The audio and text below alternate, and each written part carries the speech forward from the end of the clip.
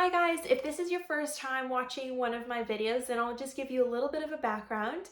I'm originally from America, but I moved to Australia 2 years ago to be with my husband. I've had a lot of people reach out to me on different social medias, whether it be Instagram or TikTok, asking me how I made the move from America to Australia to be with my partner. All the information I'm about to give you comes directly from the Australian immigration website. I've also linked it down below for easy access. Before I moved here, I did a lot of research on different visas and what to do in the process of actually moving my life here. So while I'm talking to you in this video, I'll refer to something called a subclass blah, and it'll have a specific number. All that means is it's the government's code on what visa you're applying for. You don't have to pay too much attention to the numbers, but I did provide them there just in case so that you actually understand what you're looking at when you do decide to Google it. Now, when looking into what visa you're going to apply to when coming to Australia, it's important to know what you qualify for, how much the visa costs, and if that's suitable for your lifestyle, and also what it's going to allow you to do while in Australia to make sure that's also suitable for what you intend to do when you're here. Before we get going, please hit subscribe so you can keep up to date on all information of being an expat in Australia. The first thing I'm going to do is I'm going to tell you which route I took when moving to Australia. So the first thing to know is I was already married when I came from America to Australia. And what I did was I applied first for a visitor visa in Australia, which is subclass 600. Once I was in Australia and before my visitor visa expired, I then transferred over and applied for a partner visa, which is subclass 820. I'll give you some more information on the visitor visa.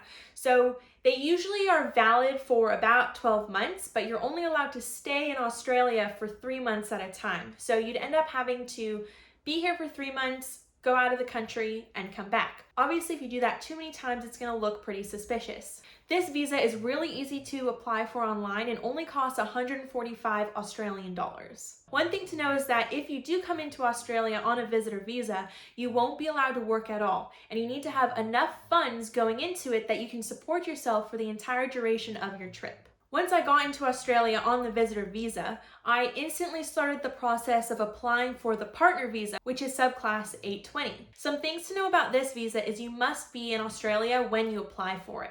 So you can't apply from America or your home country and then move. In order to qualify and apply for this visa, you do have to be married or in a de facto relationship, which is basically meaning you're in a serious relationship, you've been together for some time. This visa is a chunk of change. It costs 7,850 Australian dollars to apply. It also does have a 24-month processing time. So what happens is you apply for it. The moment you've applied, you then receive what's called a bridging visa. The bridging visa allows you to travel in and out of Australia as well as work while your partner visa is under review. One thing to consider when you're applying for this partner visa is obviously the cost of the application, but also I would really recommend getting a visa agent to help you with the process. The reason is that if your partner visa application comes back denied, you've lost the money. And if you want to apply again in the future, you're going to have to repay 7,850 Australian dollars. Initially, I wasn't going to use an agent because, those fees can be an extra $2,500 and up. I didn't know exactly what the government was looking for or what certain things needed. I looked at it as, okay, it's an extra $2,500, but it pretty much secures the fact that I won't have my money go to waste. I really found that the visa agent was extremely useful and actually necessary. Another way people come into Australia is actually a working holiday visa.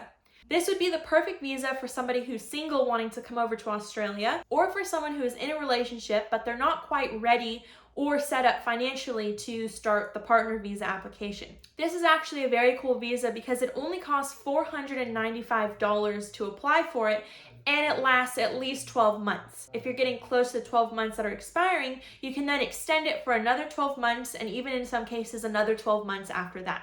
So it is a pretty long-term visa, and it does give you the rights to work in Australia to be able to support yourself while you're here. You do have to be within the age of 18 years old and 30 years old in order to qualify for this visa. You also can't have any children coming with you. This visa has a 1 to 3 month processing time, so it's actually quite fast in comparison to others. The only potential downside I could see with applying for a working holiday visa to come to Australia is that in the chance that you are denied, it will affect your qualifications for the partner visa going forward. I haven't personally applied for a working holiday visa, so I'm not really sure what the approval rate is. If you're more interested in doing the working holiday visa and you think that might be a better option for you, I would just go to the Australian immigration website and do some more research to see how that could work for you. If you are more interested and the partner visa looks like that would be the most suitable for you, I'll give you some more information here about what it took to apply, how long it took, and the whole process that I went through. The application fee is $7,850 Australian. I then paid a $2,500 fee to a visa agent who helped me apply. Now, what my visa agent did is he actually gave me a full checklist of all of the evidence and documentation that he needed from me in order to file the visa. I brought it to his office, gave him all of the information he needed, and then he did the entire application process for me. He alerted me when the initial phase was done and I got approved for the bridging visa. Partner visa does take quite some time. I believe my application took about 22 months for me to actually get the approval. You're then approved for the partner visa temporary. It's not really that temporary, but then after 2 years, if everything is still good, you're still in Australia, whatever, you then apply for the partner visa permanent. And that is a whole other process that again will take 22 to 24 months. If you are married or have a de facto relationship and you're set up financially in order to do the application for the partner visa, this is probably the best route you could possibly take. However, if you're single or you're not financially set up yet in order to apply for the partner visa, I would recommend coming on a working holiday visa. Much more cost effective, and it does let you work and be here for an extended amount of time. I do recommend looking into this yourself and going to the Australian immigration website. Everything on their website is very simple and very easy to understand. You can check your qualifications for the different visas and really see which one is the most suitable for you. You can definitely reach out to me either in the comments or find me on Instagram and send me a direct message. You can also subscribe to my YouTube channel where I'll continue to post useful information for anyone who's wanting to move abroad to Australia. You can also follow me on TikTok to see what my journey has been like so far since living in Australia. I hope you found this information helpful. Thank you so very much for watching, and I hope to see you again in the future. Bye!